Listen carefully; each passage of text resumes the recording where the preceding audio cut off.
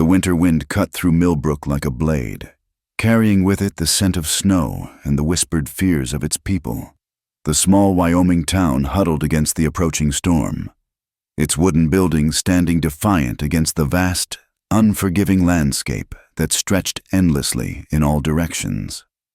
It was February of 1892, and the weekly market day had drawn the usual collection of weathered faces to the town square, their breath forming small clouds in the bitter air. Among the crowd of bundled figures moving between the makeshift stalls, one woman walked alone. Clara Morgan moved with purpose but caution, her dark woolen cloak pulled tight against both the cold and the stares that followed her wherever she went.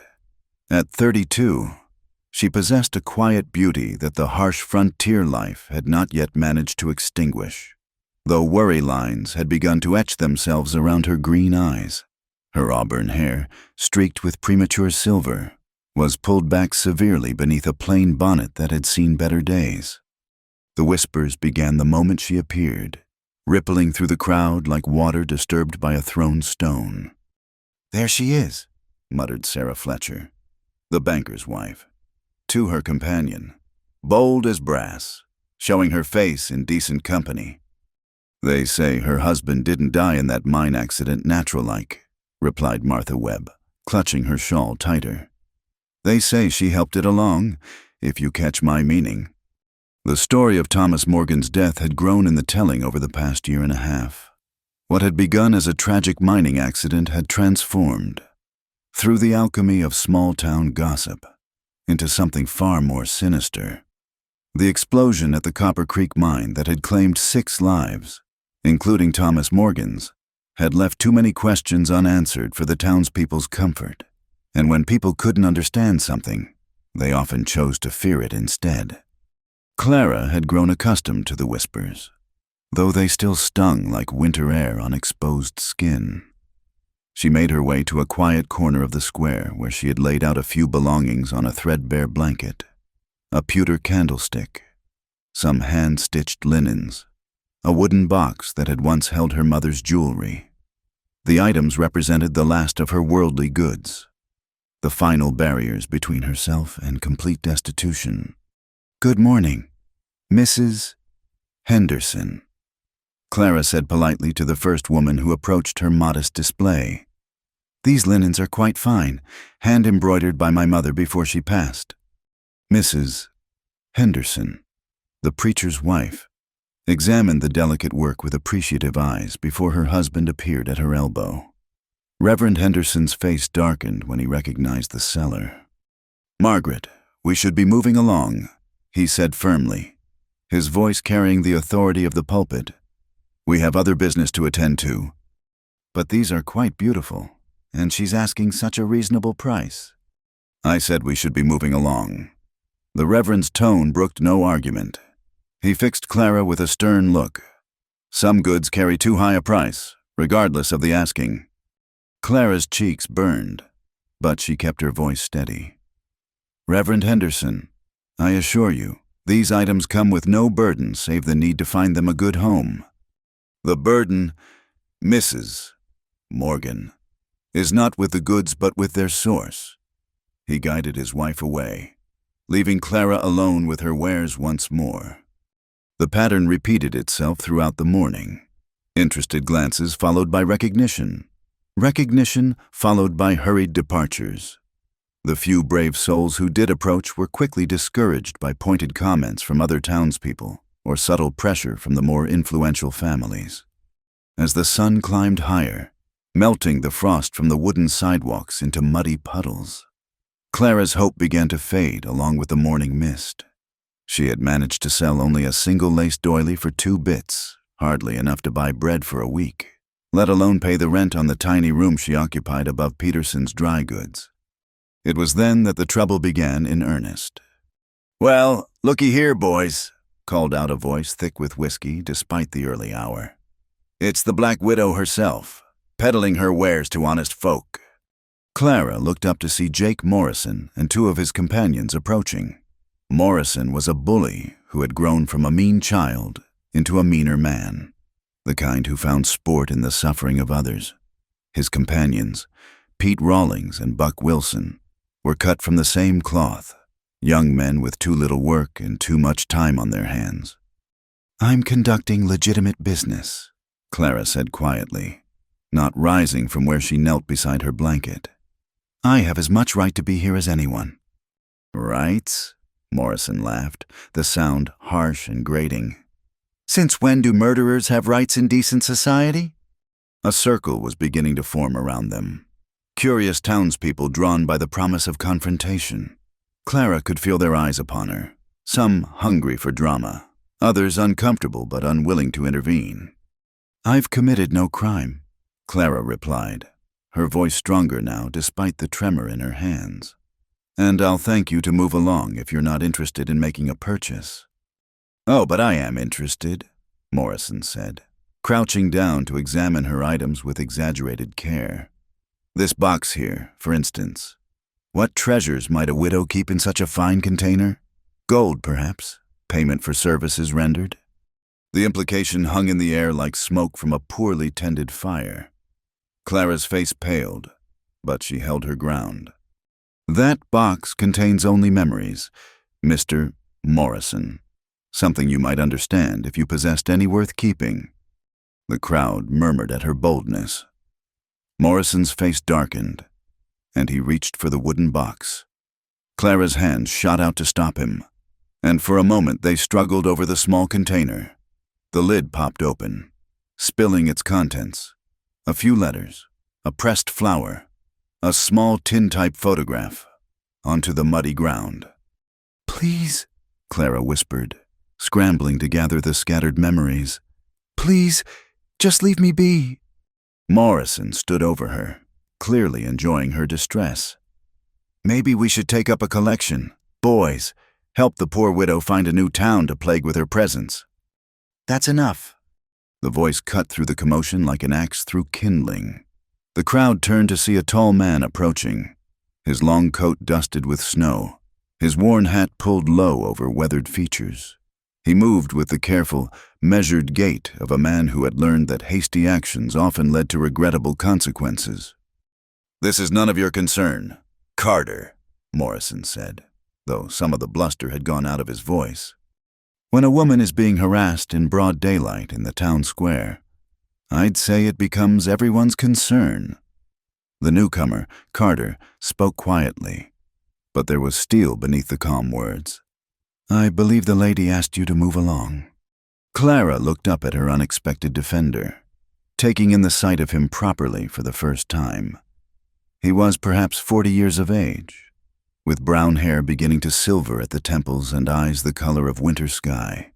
His face bore the lines of a man who had known both laughter and sorrow, and his clothes, while clean and well-mended, spoke of honest work rather than prosperity. "This here's Elias Carter," someone in the crowd whispered. "Has that farm out east of town? Lost his wife to the fever 2 winters back." Morrison glanced around the circle of faces, perhaps recognizing that the mood had shifted. Carter's reputation was solid. He was known as a fair man, slow to anger but formidable when roused.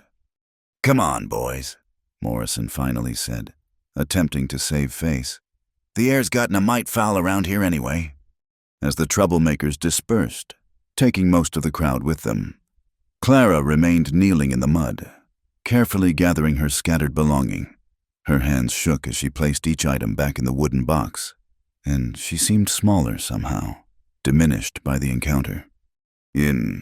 Elias Carter watched the retreat of Morrison and his companions before turning his attention to the woman at his feet. He had observed the entire confrontation from across the square, noting not just the cruelty of the aggressors, but the quiet dignity with which their victim had conducted herself. There had been fear in her eyes, yes, but no guilt, no shame for wrongs committed, only for being seen as something she was not. "Here," he said gently, extending his hand toward a letter that had blown a few feet away. "I believe this belongs to you." Clara looked up, meeting his eyes for the first time. They were kind eyes. She realized with surprise. When had she last seen kindness directed toward her? "Thank you," she said softly, accepting the letter. Their fingers brushed briefly in the exchange, and she noticed the calluses that spoke of honest labor, the careful gentleness with which he handled the delicate paper. "Are you hurt?" he asked, offering his hand to help her rise. Clara hesitated for a moment before accepting his assistance. As she stood, she brushed the mud from her skirts with as much dignity as she could muster. "Only my pride, Mr. Carter, but that's been battered enough that a little more hardly matters." Something in her voice, the attempt at lightness undercut by genuine pain, stirred something in Elias's chest. He had known loss, had felt the weight of being alone in an unforgiving world. Perhaps that was why he could see past the whispers and rumors to the woman standing before him. "Might I offer you a ride home?" he asked. "My wagon's just over there, and this weather's turning worse by the hour." Clara glanced around the nearly empty square, noting how even those few remaining townspeople gave her a wide berth. The offer was tempting. The walk back to her room would be cold and humiliating. Another gauntlet of stares and whispers to endure. "That's very kind, but I couldn't impose—" "You don't know what people might say." "Mrs. Morgan," Elias said quietly. "If I concerned myself overmuch with what people might say, I'd never leave my farm. Sometimes doing the right thing matters more than keeping the peace." For a long moment, Clara studied his face, searching for some sign of ulterior motive, some hint of the judgment she had grown so accustomed to seeing. But there was only honest concern and something else, something that looked almost like understanding. I appreciate the offer, but I think it's best if I make my own way. People talk enough about me as it is." Elias nodded, though disappointment flickered briefly across his features. "As you wish, but Mrs. Morgan?" She paused in her gathering of the remaining items. "For what it's worth, I've found that the truth has a way of revealing itself, given time, and I've learned to trust what I see with my own eyes rather than what others tell me I should see." With that, he touched the brim of his hat and walked away, leaving Clara standing alone in the square as the first fat snowflakes of the coming storm began to fall. She watched his retreating figure until he disappeared around the corner, then finished packing her meager wares with hands that no longer trembled quite so badly. As she made her way home through the empty streets, Clara found herself thinking not of Morrison's cruelty or the townspeople's rejection, but of kind eyes and gentle hands, and words that suggested not all hearts in Millbrook had been hardened by winter and whispers. Behind her, the wind erased her footprints from the snow, but the memory of unexpected kindness would prove far more difficult to erase. The week that followed brought no relief from winter's grip on Millbrook. Snow fell steadily for 3 days, transforming the rough frontier town into something that might have been beautiful, if not for the bitter cold that made every breath a struggle. Elias Carter found himself thinking often of the woman in the square, of the quiet strength she had shown in the face of Morrison's cruelty, and of the way her green eyes had held both wariness and something that might have been hope. He had made inquiries, carefully, subtly, about Clara Morgan's circumstances. What he learned troubled him more than the wild rumors that circulated through the town's saloons and sewing circles. The truth, as he had suspected, was far different from the fiction. Clara Morgan lived in a single room above Peterson's dry goods, paying her rent by mending clothes and taking in washing when she could find work. Since her husband's death 18 months ago, she had been systematically excluded from most opportunities for employment. The mine company had paid out a modest settlement to Thomas Morgan's widow, but that money had long since been exhausted by medical bills and basic survival. The more Elias learned, the more convinced he became that Clara Morgan was not the dangerous figure of local legend, but rather a woman struggling to maintain her dignity in circumstances that would have broken many others. It was on Thursday morning, as he made his weekly trip to town for supplies, that fate provided him with another opportunity to observe the true character of the woman everyone claimed to fear. The storm had passed, leaving behind a world of pristine white that sparkled in the morning sun. Elias guided his wagon carefully along the rutted road, the runners cutting clean tracks through snow that reached nearly to the wheel's hubs. The horses' breath steamed in the crisp air, and their hoofbeats were muffled by the thick blanket that covered everything. As he approached the bridge that crossed Willow Creek just outside town, he spotted a figure struggling with something near the water's edge, pulling his horses to a stop. Elias shaded his eyes against the sun's glare and recognized the dark wool cloak he had seen in the town square. Clara Morgan was kneeling beside the creek, her sleeves rolled up despite the cold, attempting to break through a thin layer of ice that had formed overnight. A wooden bucket sat beside her, and it was clear she had been trying to fill it with water for some time. Her hands were red with cold, and her breath came in sharp puffs as she worked. Elias secured his reins and climbed down from the wagon, his boots crunching in the snow as he approached. Clara looked up at the sound, her face showing that familiar mixture of wariness and defiance he was beginning to recognize. "Mrs. Morgan," he said quietly, removing his hat. "Trouble with the water." "The well behind Peterson's has gone dry," she replied, not meeting his eyes. "I thought the creek would serve, but the ice is thicker than it appeared." Elias noticed that her lips had taken on a bluish tinge, and her hands shook as she gripped the metal ladle she had been using to chip at the ice. She was, he realized, dangerously close to serious cold exposure. "Allow me," he said, producing a small axe from his coat. "This will make quick work of it." Clara started to protest, but Elias was already kneeling beside the creek, chopping efficiently through the ice to create an opening large enough for her bucket. The work took only a few minutes, but when he looked up, he found Clara watching him with an expression he couldn't quite decipher. "Why?" she asked simply. The question hung between them like a bridge waiting to be crossed. Elias straightened, wiping his hands on his coat, and considered his answer carefully. "Because you needed help," he said finally, "and because it was within my power to provide it." Most people in this town wouldn't agree with that reasoning. Most people in this town have never had to fill a bucket from a frozen creek because their well ran dry and they had nowhere else to turn. The observation was delivered without judgment, but Clara flinched as if he had struck her. She began to roll down her sleeves, her movements sharp with embarrassment. "I can manage," she said. "I've been managing." "I can see that." Elias's voice was gentle. "But managing and living well are two different things." He helped her fill the bucket, then lifted it easily. Clara had been struggling with its weight, he realized, weakened by poor nutrition and constant stress.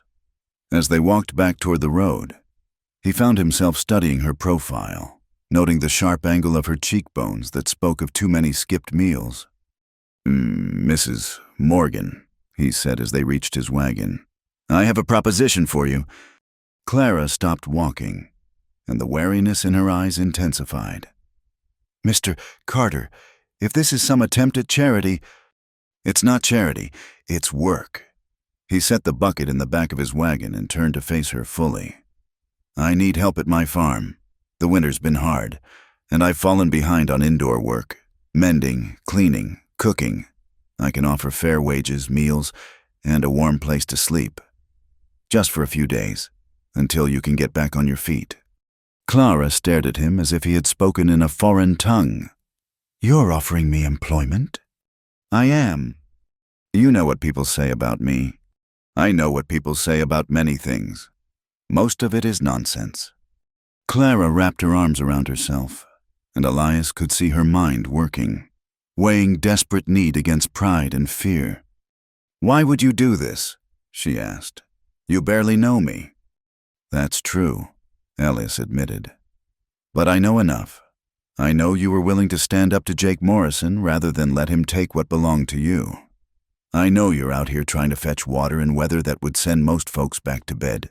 And I know that you've been carrying yourself with dignity despite circumstances that would have crushed a lesser person. The whole town will think you've lost your mind. The whole town thought my Emily was too good for a dirt farmer when I married her." Elias replied quietly. "Didn't stop us from having 12 good years together before the fever took her." There was pain in his voice when he mentioned his late wife, but also a kind of peace that spoke of grief processed and accepted. Clara found herself looking at him with new eyes, seeing not just the kind stranger who had helped her, but a man who understood loss, who knew what it meant to be judged by others. "I couldn't pay you much to start," he continued. "But it would be honest work, and you'd be warm and fed. It's better than what you have now." The brutal honesty of the statement might have offended someone else, but Clara had long since abandoned the luxury of false pride. She was cold, hungry, and nearly out of options. The room above Peterson's was barely heated. Her money was almost gone, and winter showed no signs of loosening its grip. "Just for a few days?" she asked. "Just until you're ready to move on." Clara looked back toward town, where smoke rose from chimneys and people went about their lives behind windows golden with lamplight. None of those warm hearths was open to her. None of those people cared whether she survived the winter or perished quietly in her cold room above the dry goods store. "All right," she said finally. "A few days." Elias nodded, but made no move to celebrate his victory. Instead, he simply helped her into the wagon and handed her a heavy blanket from behind the seat. "Wrap up," he said. "It's a fair ride to the farm." As they drove away from town, Clara found herself stealing glances at the man beside her.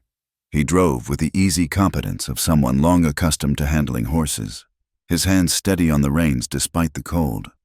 He didn't try to make conversation, seemingly content to let her process this sudden change in her circumstances.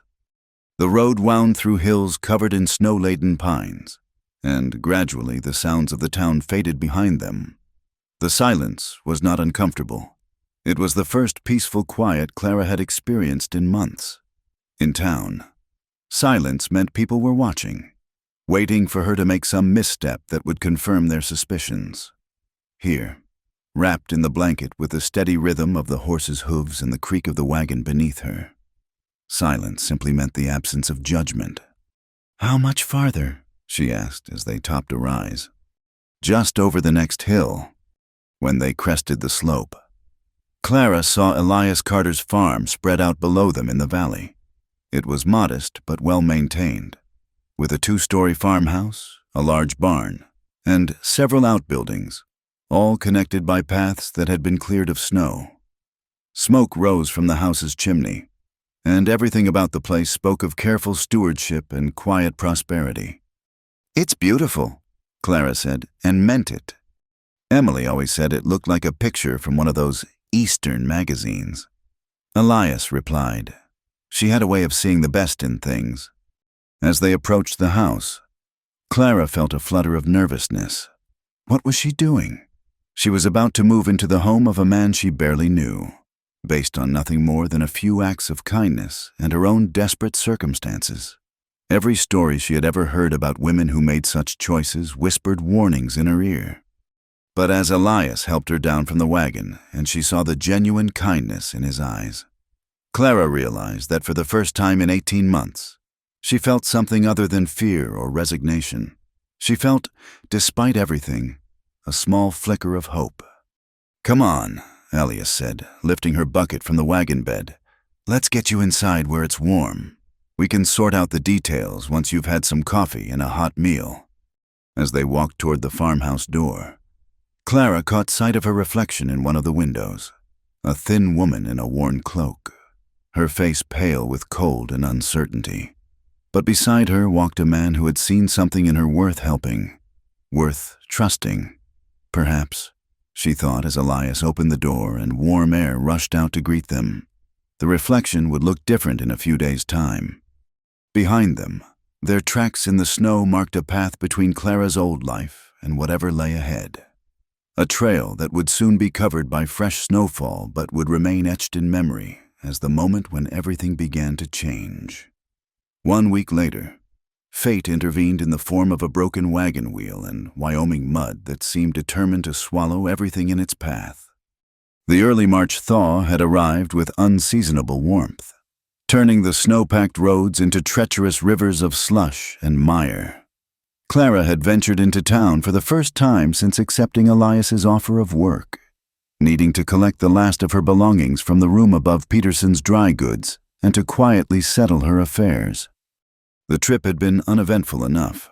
A few stares, some whispered conversations that stopped when she passed, but no direct confrontations. She had loaded her meager possessions into the small cart Elias had lent her, a trunk containing her few dresses, her mother's Bible, a photograph of her parents, and the wooden box that held her most precious memories. Everything that remained of Clara Morgan's former life fit easily into a space no larger than a coffin. It was on the return journey, perhaps 2 miles from town on the winding road that led to Carter's farm. That disaster struck. The left wheel of the cart hit a deep rut hidden beneath standing water, and Clara heard the sickening crack of wood splitting. The cart lurched violently to one side, throwing her from the seat into the muddy road. She lay there for a moment, stunned and soaked, watching helplessly as her belongings tumbled from the overturned cart into the mire. The wheel had split completely, leaving the axle buried in mud and the cart hopelessly disabled. Her trunk had burst open on impact, and she could see her mother's white Sunday dress disappearing beneath the murky water. "No, no, no," Clara whispered, scrambling to her hands and knees as she tried to salvage what she could. The mud was deeper than it appeared, and cold water seeped through her wool skirt as she reached desperately for her scattered possessions. She managed to rescue the Bible and the photograph, though both were water-stained, and she clutched them to her chest as she surveyed the wreckage of her small life. The cart was beyond her ability to repair. The horse, a gentle mare named Buttercup, stood patiently in the traces, and Clara was stranded on a road that saw little traffic, especially in such weather. For a moment, the sheer futility of her situation threatened to overwhelm her. Here she was, barely a week into what felt like her first stroke of luck in months, and already catastrophe had found her again. She sat back on her heels in the mud, fighting the tears that threatened to come, when she heard the sound of approaching hoofbeats. Elias Carter rounded the bend on horseback, his coat streaming behind him as he urged his mount forward. He had been checking the northern fence line when he heard the crack of breaking wood echoing across the valley, and something in his chest had tightened with concern. "Clara!" he called out as soon as he saw the wreckage. He dismounted before his horse had fully stopped and was at her side in moments, his hands gentle as he helped her to her feet. "Are you hurt?" "Only my pride," she said, attempting a smile that wavered at the edges. "Though I fear I've made rather a mess of your cart." Elias barely glanced at the broken vehicle. His attention was focused entirely on Clara, noting the way she favored her left arm and the pale set of her features that spoke of shock rather than serious injury. "The cart can be repaired or replaced," he said firmly. "You cannot? Are you certain you're not hurt?" The genuine concern in his voice nearly undid her composure entirely. When had anyone last worried about her welfare with such obvious sincerity? "I'm fine," she insisted, though she swayed slightly as she spoke. "But I'm afraid I've lost most of my belongings. Everything I owned was in that trunk." Elias looked at the muddy water where Clara's possessions had disappeared, then back at her mud-splattered figure.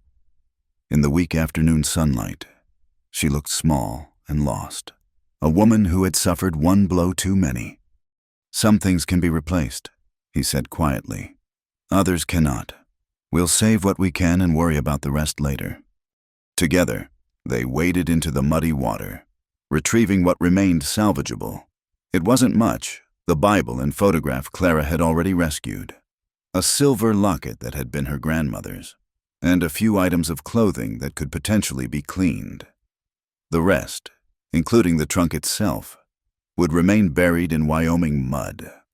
As they worked, Clara found herself stealing glances at Elias. He moved through the mire without complaint, his expensive boots surely ruined, his coat splattered with mud, all for the sake of possessions that couldn't have been worth more than a few dollars. When he noticed her watching him, he simply smiled and continued his search. "Mr. Carter," she began hesitantly, "you don't need to—" "Elias," he corrected gently. "And yes, I do need to. We look after each other out here. Clara, It's the only way any of us survive." The easy use of her given name sent an unexpected warmth through her chest. It had been so long since anyone had spoken to her with such casual familiarity, treating her as a person rather than a problem to be avoided. When they had salvaged all they could, Elias surveyed the broken cart with the practiced eye of a man who had spent his life fixing things. "The wheel's beyond repair," he said, "but the cart itself might be saved. I'll come back tomorrow with proper tools and see what can be done." "I can pay for the repairs," Clara said quickly. "I have a little money saved." "You'll do no such thing." Elias's tone was firm, but not unkind. "The cart was my responsibility when I lent it to you. Besides," he added with a slight smile, "I suspect your money is better spent on replacing what was lost today." He unhitched Buttercup from the broken cart and helped Clara gather her rescued belongings. The muddy bundle they made was pitifully small, and Clara felt the familiar weight of loss settling over her shoulders like a shroud. "I seem to have a talent for losing everything I touch," she said quietly as Elias helped her mount his horse. "Or perhaps," he replied, swinging up behind her, "you have a talent for surviving things that would destroy others. Not everyone could have walked away from that accident with such grace." Clara leaned back slightly against his solid warmth as they began the ride to the farm. The intimate positioning should have been improper, but there was nothing improper in Elias's manner, only the practical consideration of getting them both home safely. "You're very kind," she said softly. "I'm practical," he corrected. "Kindness is a luxury. Looking after good people is a necessity." They rode in comfortable silence for a few minutes, the horse picking its way carefully along the muddy road. Clara found herself relaxing despite the day's disasters, lulled by the rhythm of the horse's gait and the steady presence of the man behind her. "Elias," she said suddenly, surprising herself by using his given name, "why did you really offer me work? And please don't tell me it's because you need help around the farm. I've seen how well you manage on your own." She felt him shift slightly behind her, and when he answered, his voice was thoughtful. "Do you know what I saw that day in the town square?" he asked. "I saw a woman standing alone against a crowd, refusing to be broken by their cruelty. I saw someone who could have fought back with harsh words or bitter accusations, but chose dignity instead. And I saw eyes that held pain but not hatred, fear but not defeat." Clara felt tears prick at her eyes, though whether from gratitude or simply relief at being truly seen, she couldn't say. "Most people see only what they've been told to see," she whispered. "Most people are fools," Elias replied simply. "They believe what's easiest to believe, not what's true." As they approached the farm, Clara could see smoke rising from the chimney and lamplight beginning to glow in the windows. The sight filled her with a warmth that had nothing to do with the promise of physical comfort and everything to do with the unfamiliar sensation of belonging somewhere. "Clara," Elias said as they reached the barn, "I have a proposition for you." She tensed slightly, memories of other men's propositions flashing through her mind. But his next words surprised her. "The spring planting will begin soon, and there's more work than one person can handle. I could use help not just with the house, but with the farm itself. It would mean staying longer than the few days we originally discussed." Clara slid down from the horse, her legs unsteady after the day's ordeal. "How much longer?" "Through the harvest season, at least, maybe longer, if it suits us both." The offer hung between them like a bridge across a chasm. Clara understood what he was really asking, not just for her labor, but for her trust. He was offering her a chance to build something rather than merely survive, to plant roots in soil that might actually nurture them. "The storm's coming in fast," Elias continued, nodding toward the western sky where dark clouds were gathering. "The old-timers in town say it'll be the worst blizzard in 20 years. You'll be safer here than anywhere else." Clara looked toward the approaching storm, then back at the farmhouse with its welcoming light. The choice, when it came down to it, was simple. She could return to town and her cold room above Peterson's, facing the remainder of winter alone and unwanted. Or she could stay here, where someone actually wanted her presence. "All right," she said quietly, "through harvest season." "Good." Elias's smile was warm and genuine. "Now let's get you inside before that storm hits. I'll tend to the horse and be in shortly." As Clara walked toward the house, carrying her small bundle of rescued possessions, she felt something she hadn't experienced in months: anticipation for tomorrow. Behind her, she could hear Elias talking softly to his horse as he led it into the barn, his voice carrying the same gentle tone he had used with her. The first fat snowflakes began to fall as she reached the porch, and Clara paused to look back at the road they had traveled. Somewhere out there lay the wreckage of her cart and the remnants of her old life, slowly being covered by fresh snow.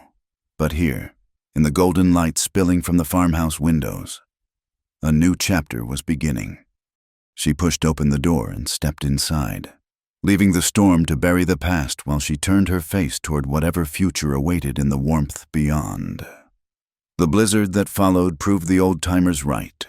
For 3 days, the world outside the Carter farmhouse disappeared behind a wall of driving snow and howling wind that rattled the windows and tested every joint in the sturdy structure. Clara had never been more grateful for solid walls and a warm hearth, though the enforced intimacy of the situation brought its own challenges. In the first days of her employment at the farm, Clara had maintained careful boundaries. She rose before dawn to prepare breakfast, spent her days cleaning and mending with methodical efficiency, and retired to the small guest room off the kitchen as soon as the evening dishes were cleared. She spoke when spoken to, worked without complaint, and kept her thoughts and her past carefully locked away. Elias, for his part, seemed to understand her need for distance. He treated her with unfailing courtesy, thanked her for her work, and made no attempt to pry into her history or her feelings. Their conversations remained strictly practical, discussions of meals, weather, and the daily tasks that kept the farm running smoothly.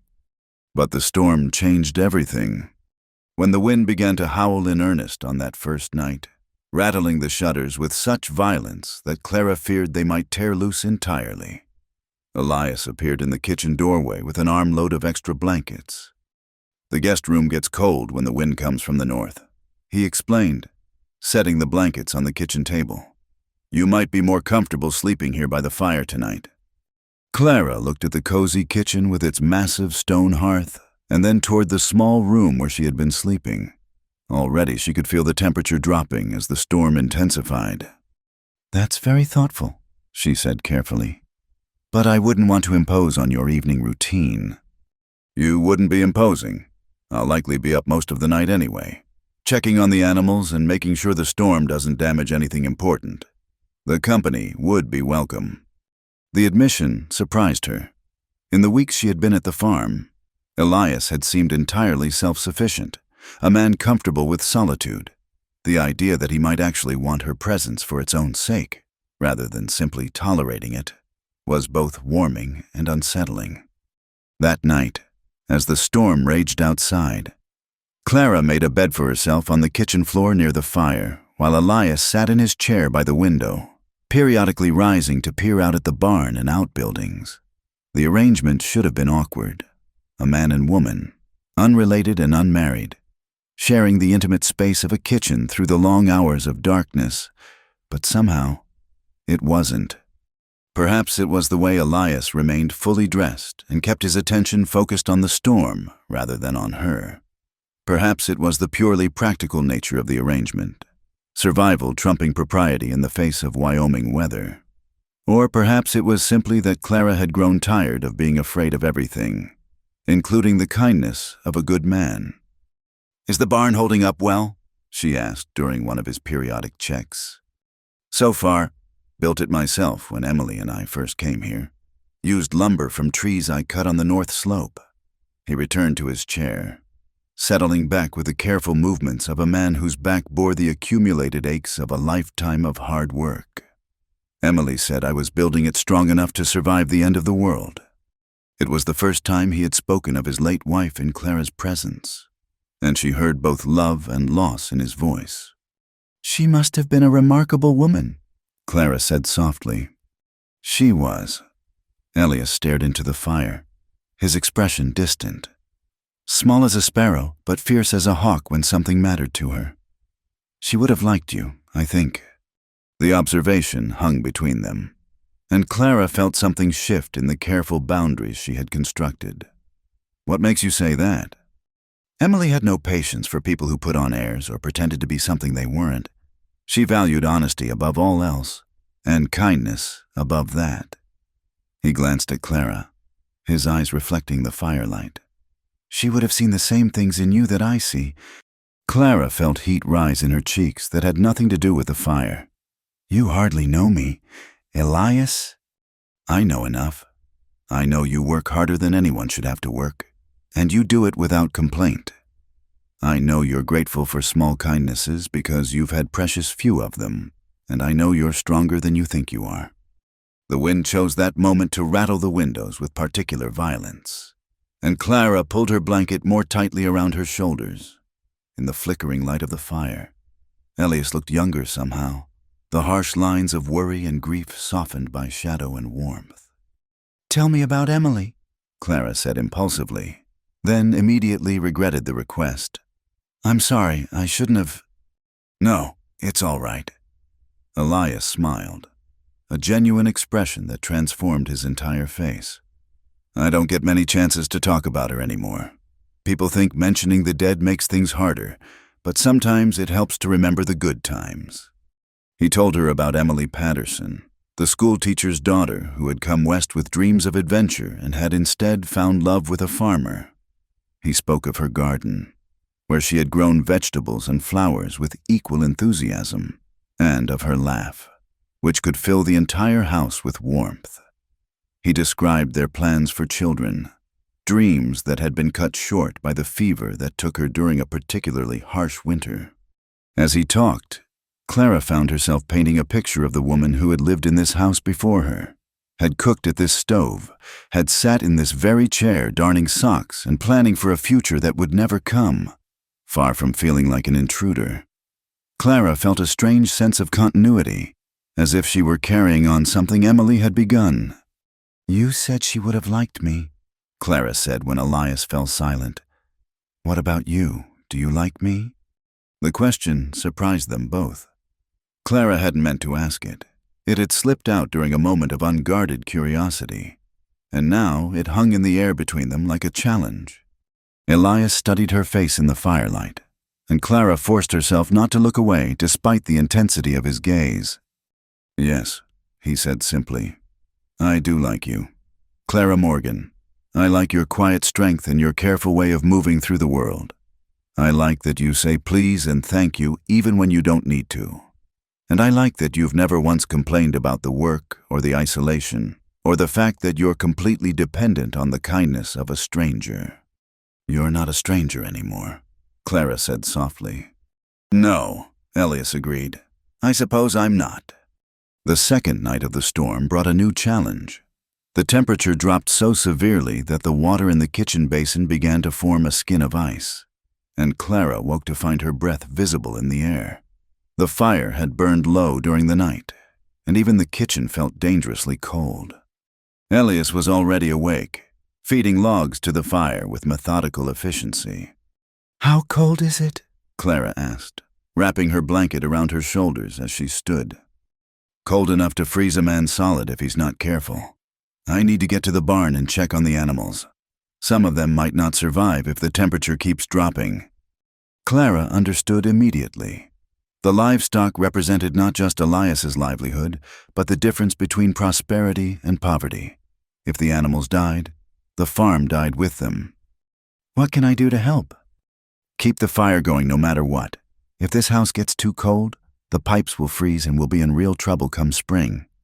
For the next several hours, Clara tended the fire with single-minded determination, feeding it logs from the diminishing woodpile and watching anxiously for Elias's return.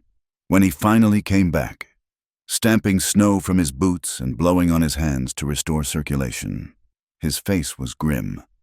"Lost 2 chickens," he reported. The rest are holding on, but it's going to be close." They spent that day huddled close to the fire, sharing meals and conversation as the storm continued to rage outside. Clara found herself telling Elias about her childhood in Ohio, about her parents who had died of cholera when she was 17, about her marriage to Thomas Morgan and the slow realization that the man she had wed was not the man she had thought him to be. "He wasn't always cruel," she said, staring into the flames. "When we first met, he could be charming, even tender, but the drinking changed him, made him angry at the world and everyone in it." "Including you," Elias said quietly. "Especially me. I think he saw me as proof of his failures, a reminder of the man he thought he should have been but never managed to become. A good man doesn't blame his wife for his own shortcomings." Clara looked at him sharply, surprised by the steel in his voice. "You sound as if you speak from experience." "I've known men like your husband, men who think strength means making others smaller, who confuse cruelty with authority." Elias met her eyes directly. "A real man protects what he loves, Clara. He doesn't destroy it." On the third night, as the storm finally began to weaken, the oil in their last functioning lamp ran out. They were left with only the firelight, which cast dancing shadows on the walls and created an atmosphere of strange intimacy. "I should tell you," Clara said suddenly, breaking a long stretch of comfortable silence, "that I'm not the woman people think I am. I know that. You don't, though. You think you know, but you don't know the whole truth." Elias set down the piece of harness leather he had been mending and gave her his full attention. "Then tell me the whole truth." Clara took a deep breath, gathering her courage. "Thomas didn't die in a mining accident. Not exactly. He was drunk that night, angrier than I'd ever seen him. He'd lost his job at the mine for showing up intoxicated one too many times, and he blamed me for it. Said if I'd been a better wife, he wouldn't need to drink." She paused, lost in the memory, then continued with a visible effort. "He stormed out of the house, swearing he was going to make them pay for treating him unfairly. I knew he was planning something dangerous. I could see it in his eyes. I should have tried to stop him, but I was tired of being his target. I was tired of being afraid, so I let him go." "What happened?" "He went to the mine with a bottle of whiskey and a stick of dynamite he'd stolen from the supply shed. His plan, as far as anyone could piece together, was to damage some equipment to get back at the foreman who had fired him. But he was too drunk to handle explosives safely." Clara's voice grew quieter. "The explosion killed him and 5 other men who were working late. Good men with families. Men who died because I didn't try hard enough to stop my husband from doing something stupid and dangerous." The admission hung in the air between them, heavy with guilt and pain. Clara waited for Elias's judgment, for the condemnation she had been carrying in her own heart for 18 months. Instead, he reached across the space between their chairs and took her hand in his. "Clara," he said gently, "you're not responsible for the actions of a grown man, especially a drunk and angry one. You couldn't have stopped him if you'd tried." "I didn't try, though. That's what you don't understand. I was glad to see him go." "Then you're human," Elias said simply, "and probably saved yourself from being his 7th victim." For the first time since Thomas's death, Clara allowed herself to consider that possibility. In the firelight, with Elias's warm hand covering hers, the burden of guilt she had been carrying seemed to shift slightly, becoming just a little more bearable. Outside, the wind was finally beginning to die down, and the first hint of dawn was touching the eastern windows. The storm was ending, and with it, Clara realized, something else was beginning. The danger came on a Tuesday morning in late March, when the last of the winter snow was melting into muddy streams and Clara was hanging laundry on the line behind the farmhouse. The sound of approaching horses reached her first. Too many horses, moving too fast for a casual visit. She straightened from the washing basket, her hands still clutching one of Elias's work shirts, and watched as 4 men rode into the farmyard. Even from a distance, she could see that they were not neighbors come to call. These men sat their horses with the hard alertness of predators, and their clothes spoke of saloons and gambling halls rather than honest work. The leader was a man she recognized with a sick jolt of fear, Frank Donovan, one of the supervisors from the Copper Creek mine. He had been present at the inquest following the explosion. His testimony carefully crafted to paint Thomas Morgan as a disgruntled employee seeking revenge. What he hadn't mentioned was his own role in covering up the mine's unsafe practices, or the bribes he had taken to look the other way when equipment was deliberately sabotaged. Behind Donovan rode three men Clara didn't recognize, but their type was familiar enough. Hired muscle. The kind of men who solved problems with violence rather than words. They wore their guns low on their hips, and their eyes moved constantly, cataloging exits and weapons with professional efficiency. Clara's first instinct was to run, to flee to the barn or the house and hide until they left. But as she watched them dismount and begin examining the property with proprietary interest, a different emotion rose in her chest. This was Elias's home, his sanctuary, and these men had no right to bring their corruption and violence here. "Mrs. Morgan," Donovan called out, his voice carrying false cheer across the yard. "What a pleasant surprise to find you here. We heard you'd taken up residence with the good Mr. Carter." Clara forced herself to walk calmly toward them, the wet shirt still in her hands serving as both prop and potential weapon if needed. "Mr. Donovan, this is quite a distance from the mine. What brings you to Mr. Carter's farm?" "Unfinished business. I'm afraid, you see, there's been some confusion about your late husband's compensation." One of the hired men, a lean specimen with pale eyes and a scar along his jaw, stepped closer to Clara, close enough that she could smell the whiskey on his breath despite the early hour. "Where's Carter?" he asked, his voice rough with tobacco and poor living. "Mr. Carter is attending to business in the north pasture," Clara replied evenly. "He's not expected back until evening." It was a lie. Elias had ridden to town that morning to arrange for seed purchases and to settle accounts with various merchants. He wouldn't return for hours, leaving Clara alone with these dangerous men. Donovan smiled, but the expression never reached his eyes. "How convenient. That gives us time for a private conversation. I have nothing to say to you that couldn't be said in front of Mr. Carter or any other decent person." "Ah, but that's where you're wrong, my dear." Donovan motioned to his companions, who began to spread out in a loose circle around Clara. "You see, we've recently discovered that your husband may have been in possession of certain documents when he died, papers that belonged to the mine company." Clara's mind raced. Thomas had indeed brought papers home in the weeks before his death: geological surveys, equipment manifests, correspondence between mine officials that he claimed proved their negligence. She had burned most of them after the explosion, wanting nothing more to do with the mine or its secrets. "I know nothing about any documents," she said firmly. "Come now, Mrs. Morgan. We both know your husband was planning to cause trouble for the mine before his unfortunate accident.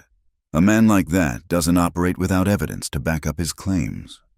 The scarred man took another step closer.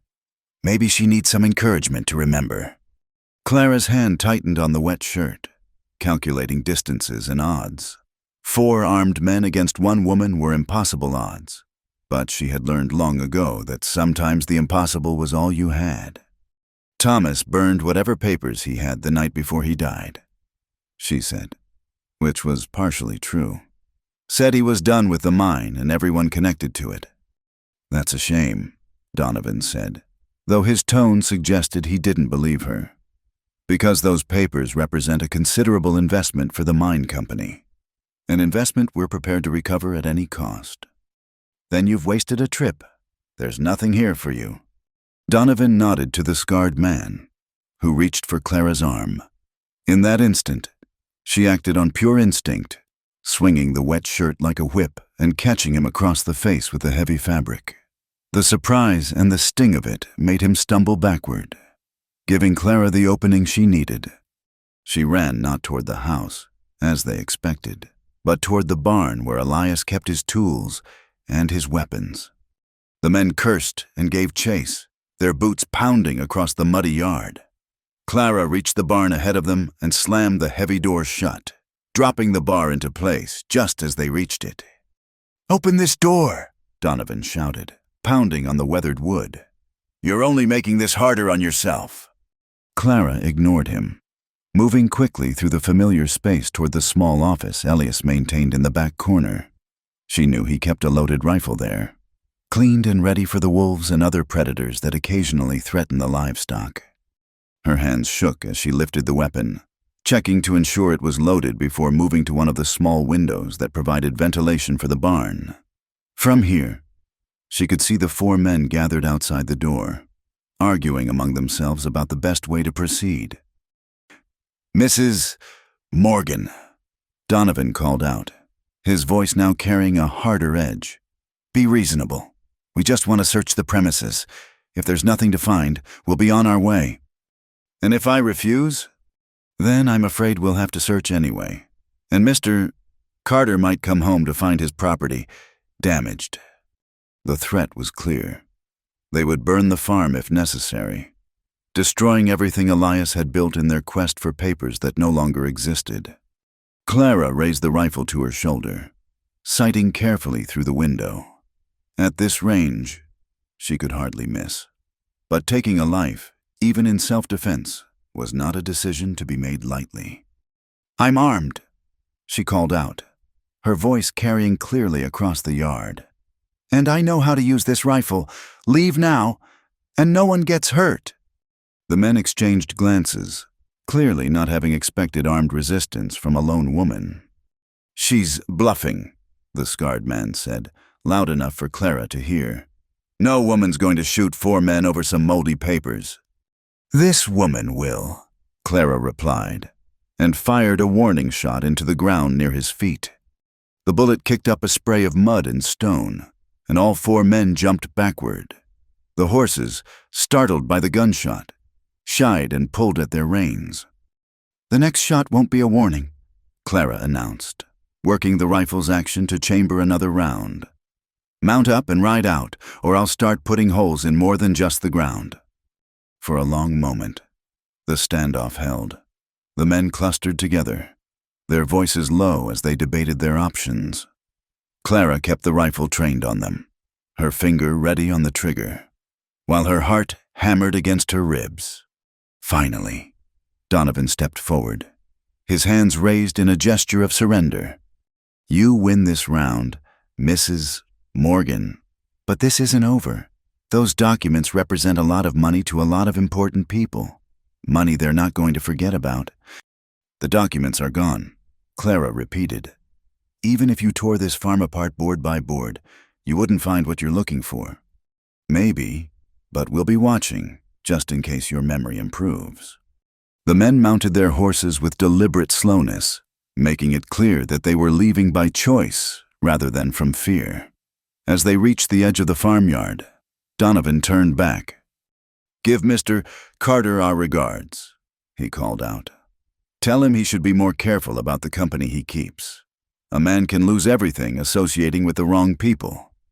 Then they were gone, disappearing down the road that led back toward town, leaving only the echo of hoofbeats and the smell of gun smoke hanging in the still air. Clara remained in the barn for several minutes after their departure, the rifle still clutched in her trembling hands. The enormity of what had just happened was beginning to sink in. She had faced down 4 armed men and lived to tell about it. More importantly, she had protected Elias's property and preserved the sanctuary they had built together. When she finally emerged from the barn, her legs felt unsteady beneath her. The laundry still hung on the line where she had left it, a mundane reminder of how quickly normal life could be shattered by violence and greed. She was sitting on the porch steps, the rifle across her knees. When Elias returned from town, he took in the scene at a glance. Clara's pale face, the weapon in her hands, the churned mud of the farmyard where the horses had milled about. "What happened?" he asked quietly, dismounting and approaching slowly, as if dealing with a spooked animal. "Visitors," Clara said simply. They won't be coming back. Elias examined the muddy ground more carefully, reading the story written in hoofprints and boot tracks. When he found the spot where Clara's warning shot had struck, he looked up at her with new understanding. 4 men. He said it wasn't a question. 4 men, Clara confirmed. And you faced them alone. I had your rifle. Elias sat down beside her on the steps, careful not to touch the weapon or make any sudden movements. Tell me everything. Clara recounted the encounter in calm, measured tones, describing Donovan's threats and the men's search for documents that no longer existed. When she finished, Elias was quiet for a long moment. They threatened to burn the farm, he said finally. They won't be back, Clara repeated with quiet certainty. I made sure they understood the cost would be too high. Elias looked at her, really looked at her, seeing perhaps for the first time the steel beneath her quiet exterior, the strength that had carried her through 18 months of ostracism and hardship. Clara, he said softly, remind me never to get on your bad side. Despite everything, she smiled. I'll try to give you fair warning if that day ever comes. As the sun set over the farm that evening, Clara realized that something fundamental had changed between them. She was no longer the desperate woman seeking shelter. She was a partner who had proven herself willing to fight for what they were building together. And for the first time since Thomas's death, she felt truly free. The truth came on a night when the April wind howled around the farmhouse like a living thing, rattling the windows and sending tree branches scraping against the roof with sounds that might have been claws or whispers. Clara sat by the fire, mending one of Elias's work shirts, while he worked at the kitchen table, sketching plans for the spring planting in the warm circle of lamplight. It had been 3 weeks since Donovan's visit, 3 weeks of careful normalcy that felt both precious and fragile. They had fallen into routines that spoke of permanence. Clara tending the house and the kitchen garden plot she'd begun preparing. Elias managing the livestock and fields with the quiet efficiency of a man who had made peace with hard work. In the evenings, they shared meals and conversation, and sometimes comfortable silences that felt as intimate as words. But tonight, something in the wind's voice seemed to call up old ghosts and buried truths. Elias, Clara said suddenly, setting down her needle and thread. There's something I need to tell you. Something I should have told you long ago. He looked up from his sketches, noting the tension in her voice, the way her hands had begun to twist in her lap. What is it? Clara rose and moved to the window, staring out at the darkness beyond the glass. In the reflection, she could see Elias watching her, his expression patient but concerned. The night Thomas died, she began, her voice barely audible above the wind. I knew what he was planning to do. You told me that. You said you should have tried to stop him. No, you don't understand. Clara turned to face him, her face pale in the lamplight. I knew exactly what he was planning because I helped him plan it. The words hung in the air between them like an accusation. Elias set down his pencil and gave her his full attention, his expression carefully neutral. Tell me, he said simply. Clara returned to her chair but didn't resume her mending. Instead, she stared into the fire as if the flames might give her the courage to continue.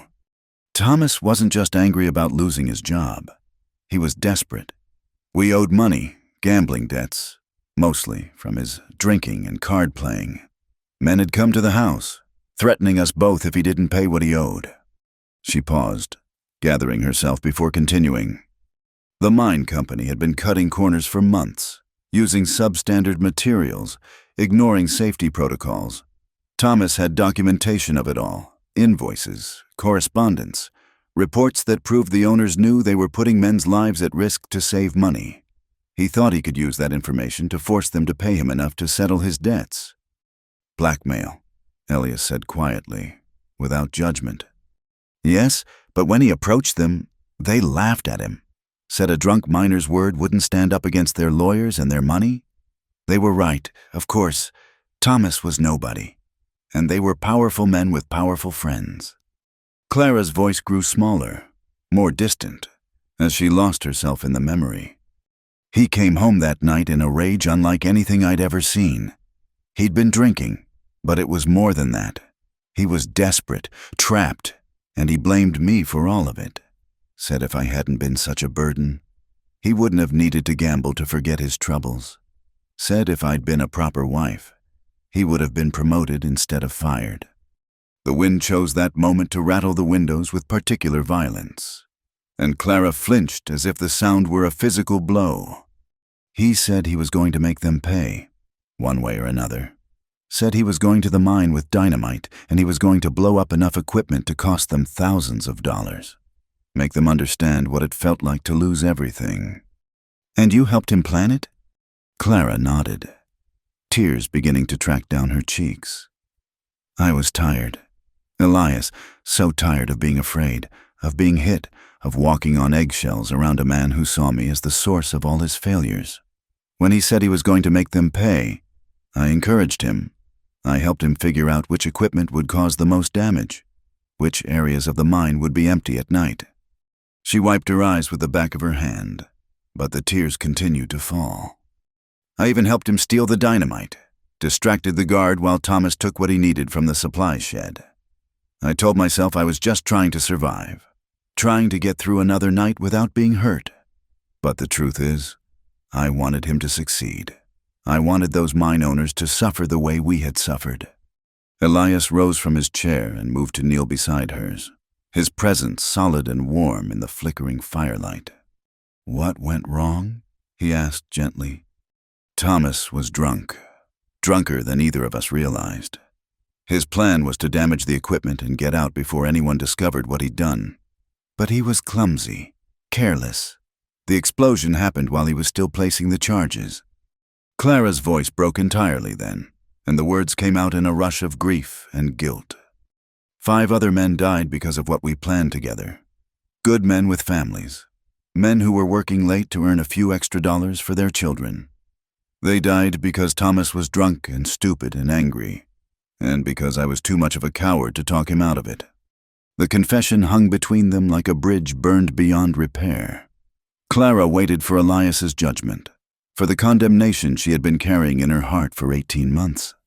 She had finally told the complete truth, had revealed herself not as an innocent victim, but as an accomplice to the tragedy that had claimed 6 lives. Instead of pulling away, Elias reached for her hands, covering them with his own. Clara, he said quietly, look at me.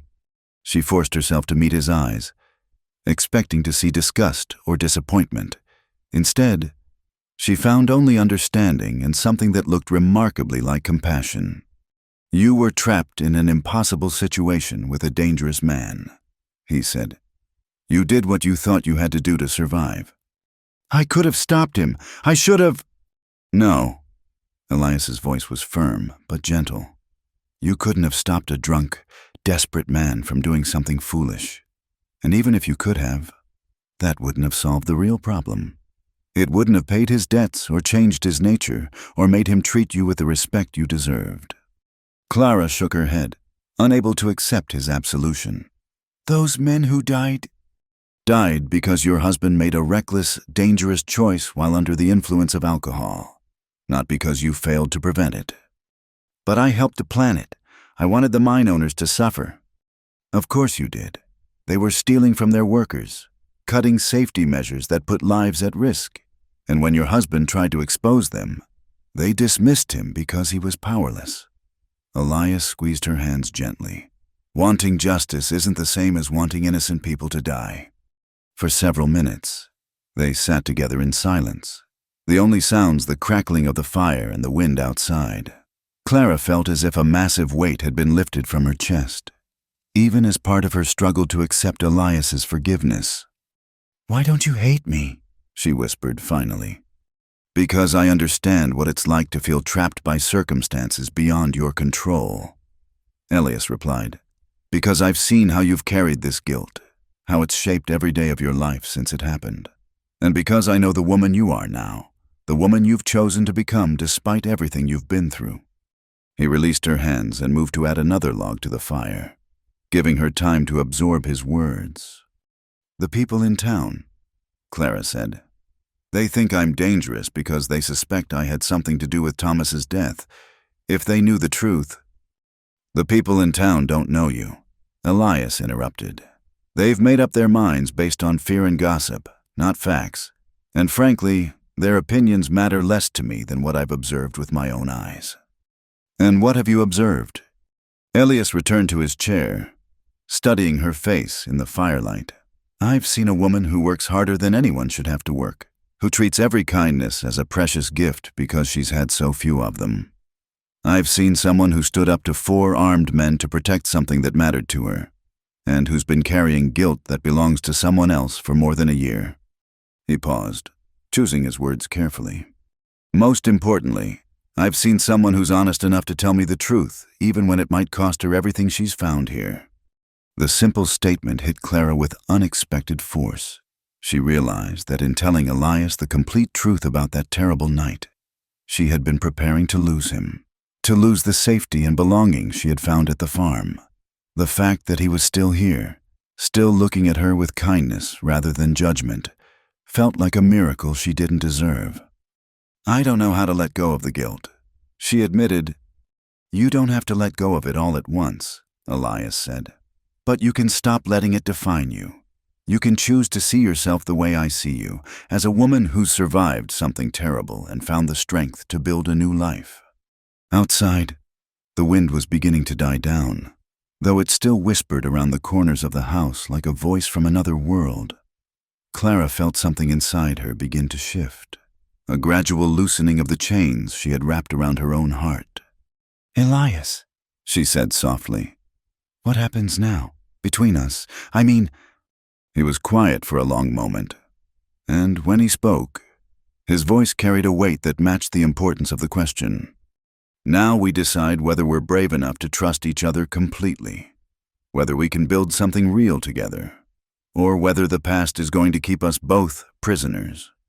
Clara looked into his eyes, those kind, steady eyes that had seen her at her worst and her best, and found something worth protecting in both. "I want to be brave enough," she said. "So do I." The fire settled in the hearth with a soft whisper of ash and ember, and outside, the wind finally began to quiet, for the first time in 18 months. Clara Morgan felt as if she might truly be coming home. Spring arrived at the Carter farm like a gentle benediction, transforming the harsh landscape of winter into something soft and full of promise. The snow melted away to reveal earth that seemed eager for planting, and the air carried the sweet scent of growing things and new beginnings. It was on a morning in early May, when the last frost had finally passed and the sun warmed the ground with genuine heat rather than mere light, that Elias made his announcement at breakfast. "I've been thinking about expanding the garden," he said, buttering a slice of Clara's fresh-baked bread. "The south field has good drainage and plenty of sun. We could clear a section there, maybe an acre or so." Clara looked up from her coffee.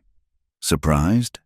The kitchen garden she had been tending was already larger than what 2 people needed, providing vegetables for their table and enough extra to preserve for winter. "What would we plant in such a large space?" she asked. Elias's eyes held a particular gleam that Clara was beginning to recognize. The look of a man with plans that extended far beyond the immediate future. "Whatever you'd like," he said simply. "Vegetables, herbs, flowers. It would be your garden. Clara, your space to create whatever brings you joy." The offer hung in the air between them, loaded with meaning that went far beyond horticulture. In the months since Clara had arrived at the farm, every decision had been temporary, every arrangement conditional. This was the first time Elias had spoken of something that implied permanence, that suggested Clara's presence was not just tolerated but actively desired. "My garden," she repeated softly, testing the words. "If you want it." Clara rose from the table and moved to the window that overlooked the south field. In her mind, she could already see it, rows of vegetables leading to sections of herbs and medicinal plants. And perhaps, in the center of it all, a plot dedicated entirely to flowers. Not the practical blooms that attracted beneficial insects or could be dried for winter use, but flowers grown purely for their beauty, for the joy they brought to the eye and heart. "I'd like that," she said finally. "I'd like that very much." The work began the next day. Elias hitched his strongest horses to the plow and began the slow process of breaking ground that had been fallow for years. Clara walked behind him, picking stones from the fresh furrows and marking off sections with stakes and string. The physical labor was hard but satisfying, and by evening they were both exhausted and covered in good, honest dirt. "What will you plant first?" Elias asked as they sat on the porch, watching the sunset paint the sky in shades of rose and gold. Clara had been thinking about this question all day, mentally cataloging seeds and considering the growing season ahead. But one image had returned to her thoughts again and again. "Irises," she said without hesitation. Elias raised an eyebrow. "Those are more ornamental than practical." "I know, but my mother grew irises in Ohio, and I remember how beautiful they were in late spring, purple and white and deep blue, like pieces of sky that had fallen to earth." Clara's voice grew wistful. "I haven't seen irises in years. Thomas thought flowers were a waste of space and water." "Then irises it is," Elias said decisively. "We'll order bulbs from Denver if we have to." As it turned out, they didn't need to send to Denver. Martha Webb, the banker's wife who had been among the most vocal of Clara's critics, surprised them both by appearing at the farm 3 days later with a wheelbarrow full of iris bulbs. "My garden's overcrowded," she announced without preamble, not quite meeting Clara's eyes. "These need dividing anyway, and I heard you were putting in flower beds." Clara stared at the woman who had crossed the street to avoid her just months earlier. "Mrs. Webb, this is very generous of you." "It's practical," Martha replied briskly, though her cheeks had taken on a faint pink tinge. "No sense in good bulbs going to waste when someone can use them."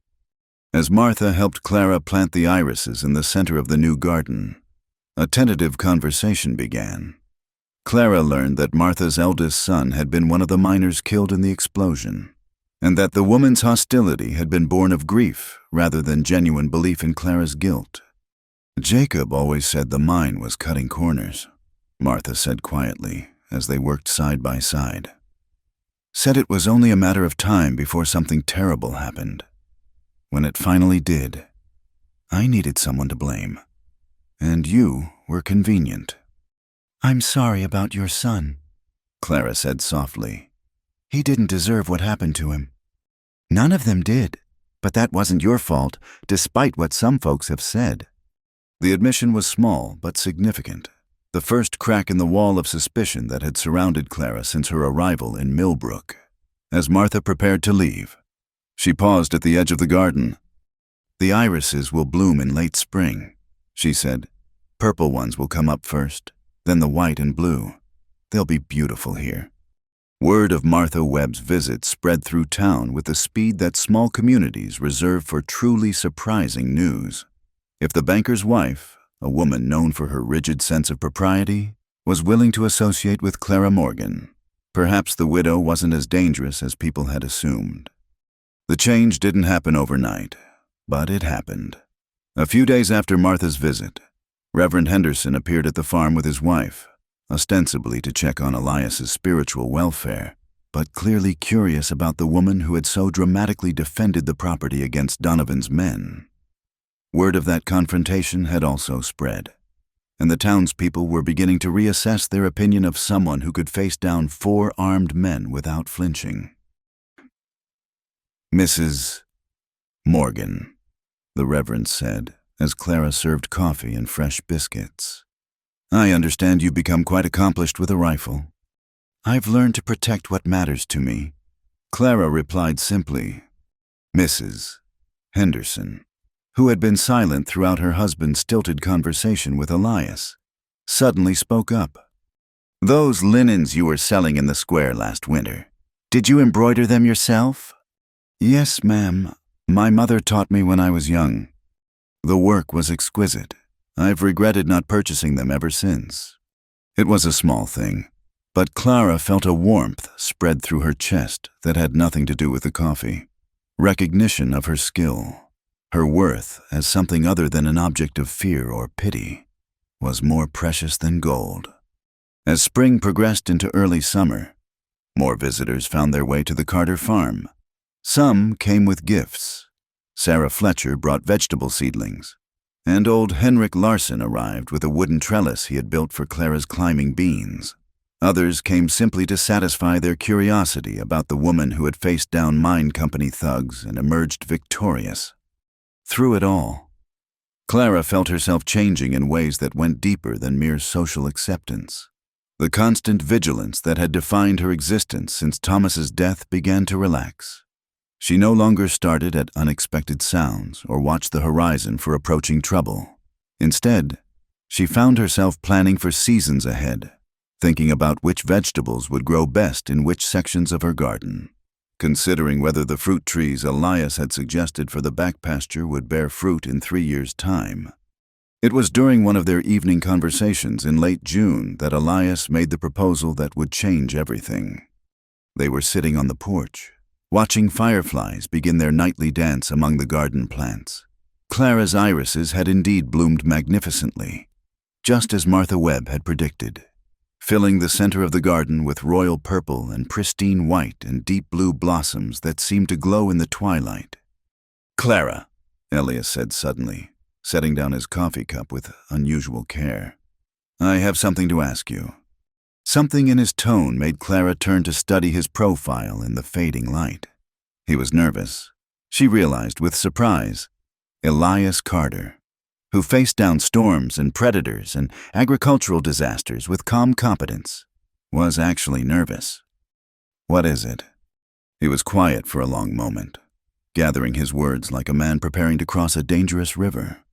"You've been here 4 months now," he began.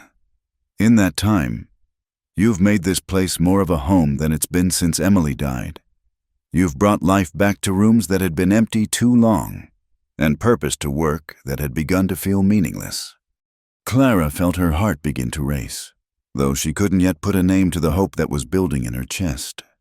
"What I'm trying to say," Elias continued, his voice growing stronger, "is that I don't want this arrangement to be temporary anymore. I want you to stay, Clara, not as a hired hand or even as a friend, but as my wife." The words hung in the air between them like a bridge waiting to be crossed. Clara stared at him, seeing the uncertainty in his eyes, the vulnerability of a man who had opened his heart and was waiting to learn whether it would be accepted or broken. "Elias," she whispered, "are you certain? After everything I've told you, everything you know about my past—" "I'm certain because of everything you've told me," he interrupted. "Because you trusted me enough to share the worst parts of your story, and because you've shown me who you really are despite everything you've been through." He reached for her hand, his fingers warm and calloused and completely steady despite his earlier nervousness. "I love you, Clara Morgan. I love your strength and your kindness and your terrible determination to see the good in a world that's given you precious little reason to believe it exists. I love the way you hum while you work and the way you watch the sun rise from the kitchen window every morning as if you're surprised to find yourself still here." Tears were flowing freely down Clara's face now, but they were tears of joy rather than sorrow. "I love you too," she said, her voice breaking with emotion. "I didn't think I'd ever be brave enough to love anyone again, but you make me want to be brave." Elias rose from his chair and knelt beside hers, taking both her hands in his. "Then marry me," he said simply. "Help me turn this farm into something neither of us could build alone. Grow old with me in the garden we've planted together."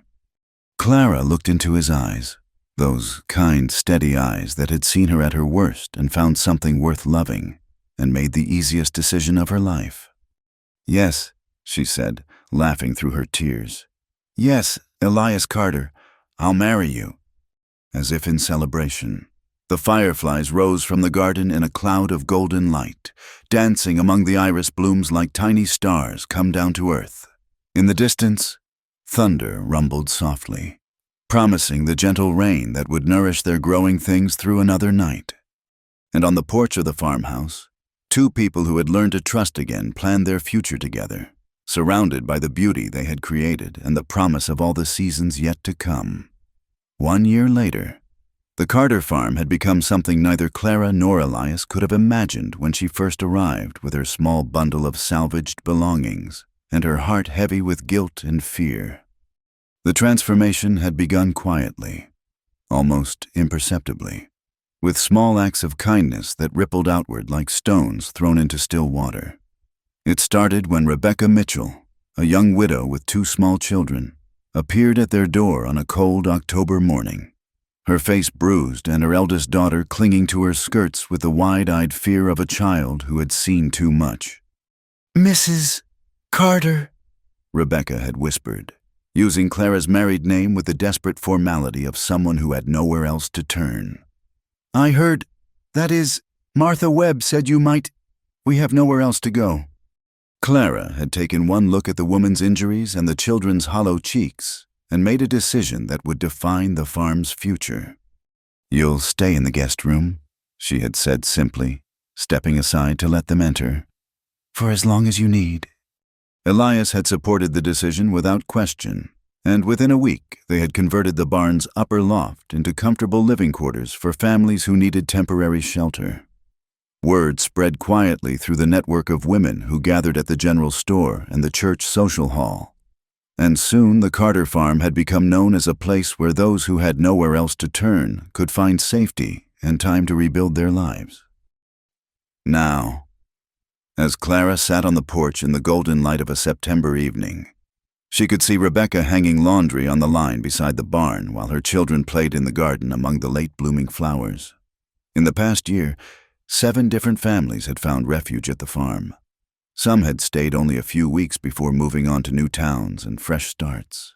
Others, like Rebecca and her children, had put down roots that seemed likely to become permanent. "Admiring your kingdom?"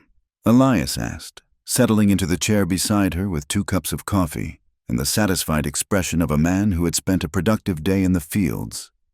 "Our kingdom," Clara corrected, accepting the coffee with a smile. "And I was thinking how strange it is that the thing I once feared most, being responsible for others, has become the thing that gives my life the most meaning."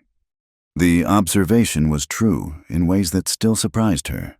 After Thomas's death, Clara had sworn she would never again put herself in a position where her actions could harm innocent people.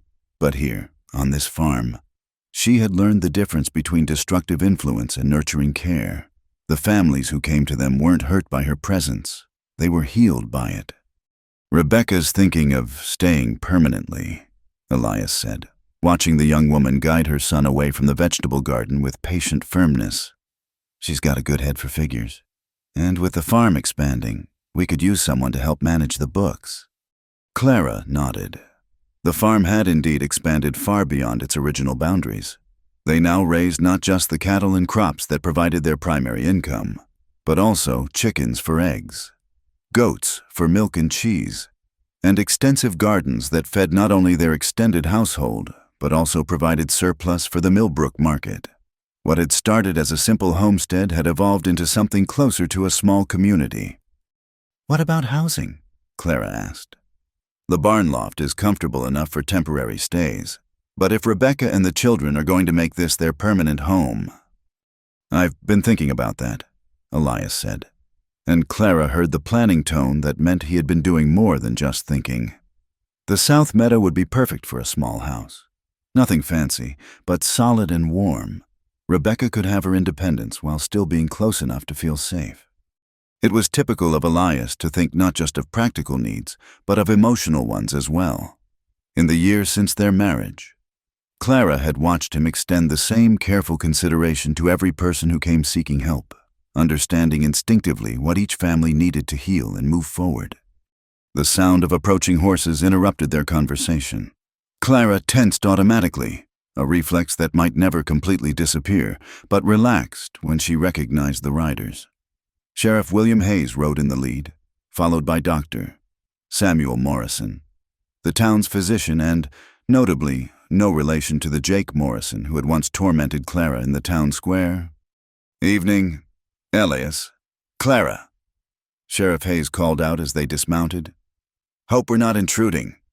"Not at all," Elias replied, rising to greet them.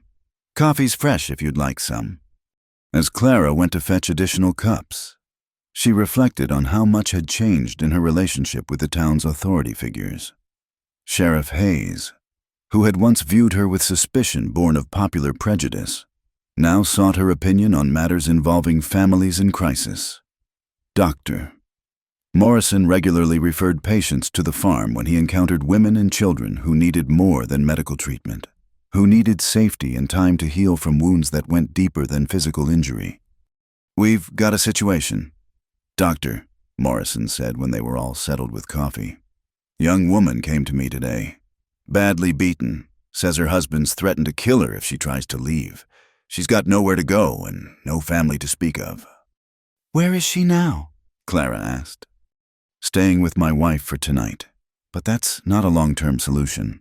The husband's been drinking and asking around town about where she might have gone."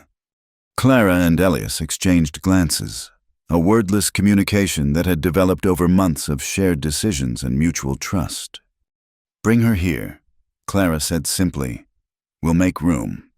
"It might be dangerous," Sheriff Hayes warned. "This fellow's got a violent reputation, and he's not likely to give up easily." "Then we'll deal with that when it happens," Elias replied calmly. "We've dealt with dangerous men before." The sheriff's expression suggested he remembered the story of Clara's confrontation with Donovan and his associates, a tale that had grown somewhat in the telling but had established her reputation as someone not to be underestimated.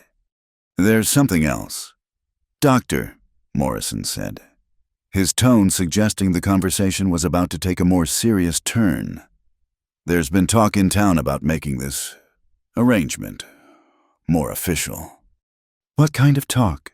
Clara asked. "The kind that involves the territorial government and federal funding," Sheriff Hayes replied. "Seems some folks have written letters to the authorities in Cheyenne, describing what you've accomplished here. There's interest in establishing this as an official sanctuary for displaced families." The implications of such recognition were enormous. Federal support would mean resources to expand their operations, to help more families, to make a real difference in the lives of people who had nowhere else to turn. But it would also mean scrutiny, regulations, and the loss of the informal, family-like atmosphere that made the farm effective. "What would that mean, practically speaking?" Elias asked. "Regular inspections, detailed record-keeping, compliance with territorial regulations." "Doctor," Morrison explained, "but also steady funding, legal protection, and official recognition of the work you're doing." Clara found herself thinking of all the women who had passed through their doors in the past year. Rebecca with her bruised face and frightened children. Mary Sullivan, who had arrived pregnant and alone after her husband abandoned her. Elderly Mrs. Patterson, who had lost her home when her son died, and his wife turned her out. Each had found not just shelter, but genuine care, the kind of attention that helped heal both body and spirit. "How long do we have to decide?" she asked. "Take your time," Sheriff Hayes said. "This isn't going anywhere. But Clara, I want you to know, the people in town have seen what you've accomplished here. Whatever mistakes folks made in judging you before, they've learned better. You've got support you might not even realize." After the men left, Clara and Elias sat in comfortable silence, watching the last light fade from the western sky. Rebecca had finished hanging her laundry and was calling her children in for the evening, her voice carrying the easy authority of a woman who no longer feared for their safety. "What do you think?" Elias asked finally. "I think," Clara said slowly, "that a year ago I was afraid of my own shadow, convinced that everything I touched would be destroyed. Now look at this place. Look at what we've built together." She gestured toward the barn where lamplight glowed in the loft windows, toward the garden where late-season vegetables grew in neat rows, toward the pasture where cattle grazed peacefully in the gathering dusk. "A year ago, I thought my story was ending," she continued, I thought the explosion, Thomas's death, the guilt and shame of it all, I thought that was all I would ever be. But this place, these people, this life we've created, it's not an ending at all. It's a beginning." Elias reached for her hand, his fingers warm and familiar and completely steady. "So we accept the government proposal?" "We accept it," Clara said with quiet certainty. "We make this official, and we help as many people as we can." As if summoned by their decision, a shooting star streaked across the darkening sky, brilliant and brief and beautiful. Clara made a wish on that falling star, not for herself, but for all the women and children who would find their way to this farm in the years to come, seeking the same safety and renewal she had discovered in the kindness of a man who saw past rumors to the truth of who she was. Later that night, as they prepared for bed, Clara caught sight of herself in the mirror that hung above their dresser. The face that looked back at her was still recognizably her own, but transformed by something deeper than mere happiness. The lines of constant worry had smoothed away, replaced by the subtle confidence of a woman who had found her purpose. Her green eyes, which had once held only wariness and pain, now reflected the warm contentment of someone who had learned to trust in tomorrow. "Do you ever regret it?" she asked Elias as he extinguished the lamp. "Taking in a woman everyone told you to fear." In the darkness, she felt him smile rather than saw it. "Never," he said simply. "You brought life back to this place, Clara, and you taught me that sometimes the most beautiful flowers grow in the places where people said nothing good could ever take root." Outside their window, the night breeze stirred the iris beds where purple and white and blue blossoms would return each spring, faithful as sunrise, beautiful as hope itself. And in the farmhouse where love had learned to grow again, two people who had found their way home in each other settled into sleep, dreaming of all the tomorrows still to come. In the months and years that followed, the Carter farm would indeed become an official sanctuary, helping hundreds of families find safety and new beginnings. Clara would become known throughout the territory as a woman of remarkable strength and compassion, her past tragedy transformed into a source of wisdom and healing for others. But on this September night, as autumn painted the world in shades of gold and the first stars appeared in the vast Wyoming sky, the future was still unwritten, full of infinite possibility and the quiet certainty that love, once planted in good soil, would always find a way to bloom.